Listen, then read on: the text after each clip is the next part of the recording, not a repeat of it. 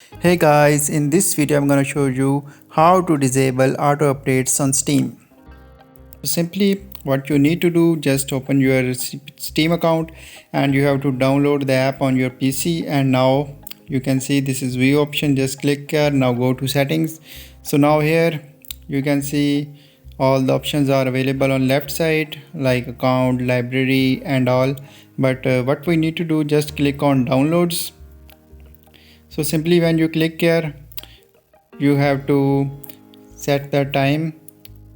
So when you select the time between 6 a.m. to 7 a.m., then your updates will not be added here. So you can also select all these options. I already selected it. So after completing all of this process, you need to click on OK. So in this way you can simply disable auto updates on Steam. You can also go to library, and if you have installed any game, you can manually close the auto updates.